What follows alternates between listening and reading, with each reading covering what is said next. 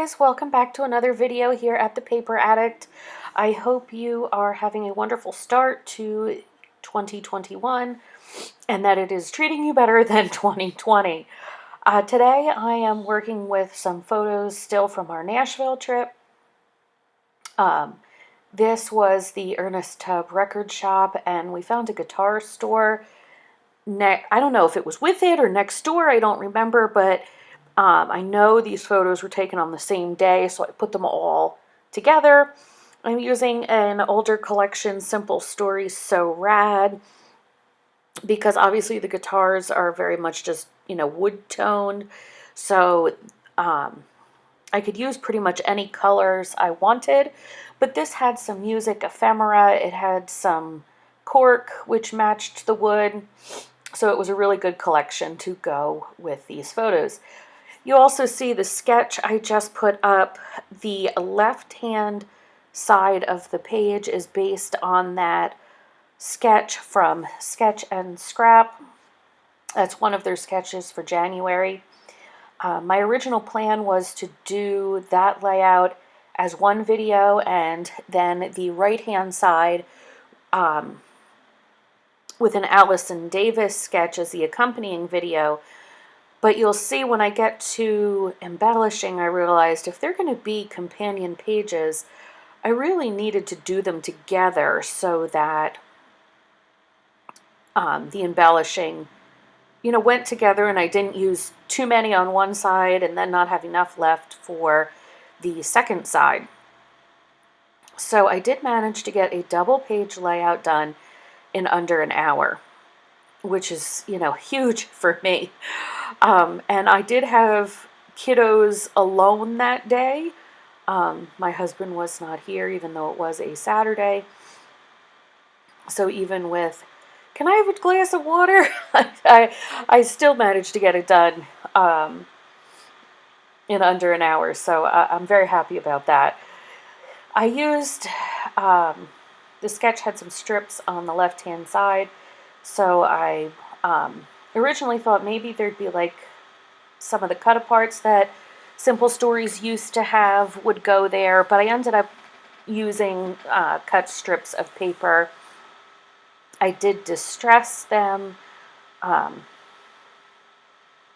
have a close to my heart distress tool, but I really like the one from I don't know if it's Tim Holtz or Tonic off the top of my head. I like that one as well. But after I distressed the edges, the white didn't match the cream background paper. And so I took some distress ink and I believe it was pumice stone, if I remember correctly, just to make them not so white. I didn't want to make them a color, so to speak, and I didn't want to make them black, so I believe that was somewhere in between. But, so what is new in your world? Leave me a comment below. There's nothing new here. We're in organization mode. There's still no swimming. There's still, right now, our son is in cyber school, but even our local school is still remote. So tell me, as your state opens back up, what are you guys doing on that front? If your kids are playing sports, let me know, because we're so ready to go back to our sports schedules. And we love being at home, don't get me wrong, but it's time for some activity for the kiddos. So tell me what's going on in your neck of the woods. Maybe we'll have some sense of normalcy if we piece all of our lives together. But anyway, back to the layout. These are, I think it was called a snap pack. I don't remember, this collection is so old, but it had like 2x2 squares, 4x4 squares, 4x6. So I'm just using some of those to back my photos. Normally I would cut these so that if I'm just using it around the edge, I'd have another scrap of paper left, but I have decided that I am just going with it. If you watch Inky Quill, she says about, sticking and plonking, and that's kind of my, I don't want to say goal for this year, but one of the things I want to work on in this year is, I don't know what the correct words is. If I say using my stuff, you're going to say, hey, everybody wants to use their stuff. But I think it's more of not feeling like I need to hoard it all. Like it's okay to just cut the piece of paper or just, put the photo on the 4x4 piece without having to feel like you need to cut away the tiny little scrap so maybe you could use it later. Don't get me wrong, I will still, if I'm just framing the outside, I will still gut a 12x12 paper. But I guess I just don't want to be so uptight about it. Like, over-analyzing is a great way to put it, because I do that on pretty much everything. I even have a shirt that says, hold on, let me overthink this. So that's kind of my, for lack of a better term, goal this year, is to just go with it. Don't agonize about every cut or every piece of paper or, what if I want this later? So that's what I was trying to do here. It's just, I like the way this looked. I like the way this color went together. Let's just get it documented. Because obviously, as I'm working on these old photos, there are new photos being taken. Even though we're not particularly going anywhere or doing anything, I'm still trying to take photos of the kids doing things around the house or things that, make them happy here. Like our daughter set up, all her doll stuff, and they were taking a trip to the diner, and then from the diner they went to the campground. It just, so I remember those things. But then obviously those will need to be documented, so if I continue to overanalyze every layout I make, I'll never get it done. So here's where I kind of realized, okay, I need to do these together. So this is the start of the second page. This is cardstock from, I believe, Basil. I have to look. I went through a whole bunch of creams before I found one that I could order myself. I originally liked, Close to My Heart had one, but they discontinued it. And I didn't like that I had to, either find someone who had it in stock or pay the shipping on the website for just a single pack of paper.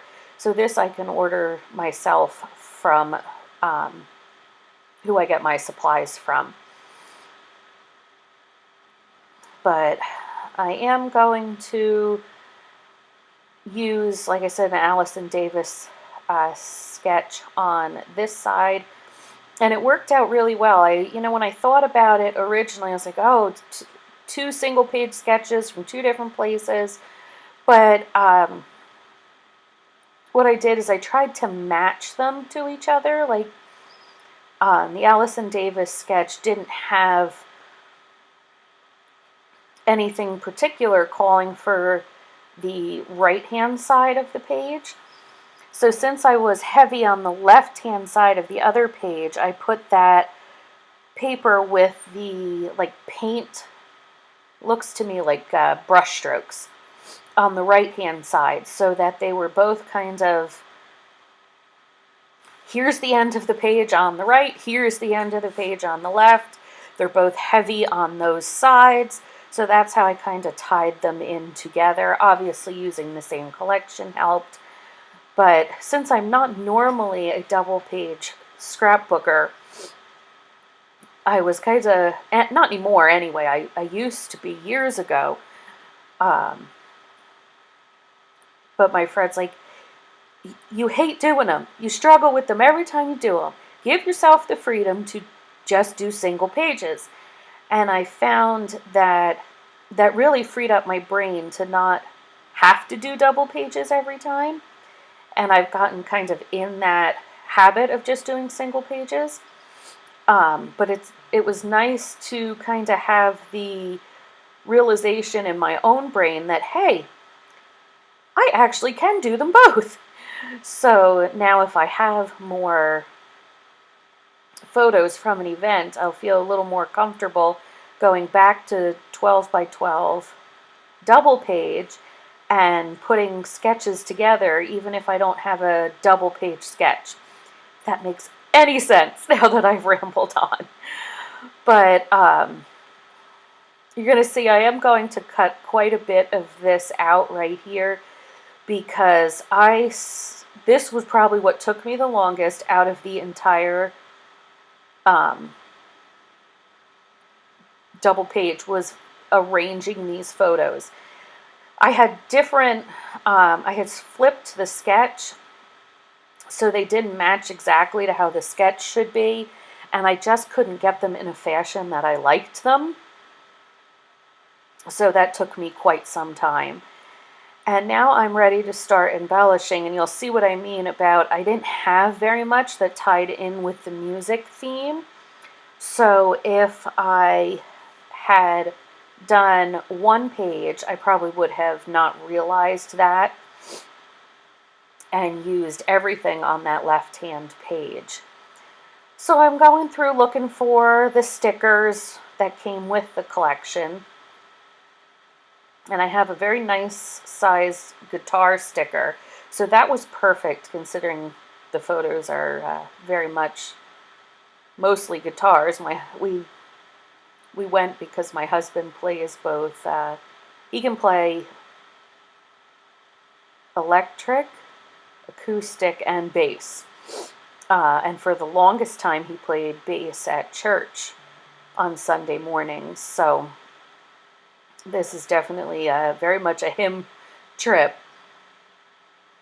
So let's see, what else do I have? Headphones, records, I have some music notes, and then I just use some phrase stickers.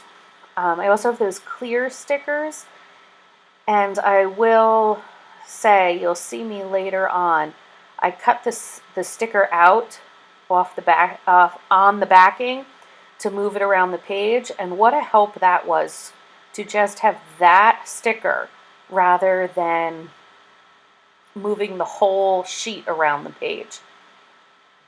Now you're going to see me here put my title on, which is just, Ernest Tubb.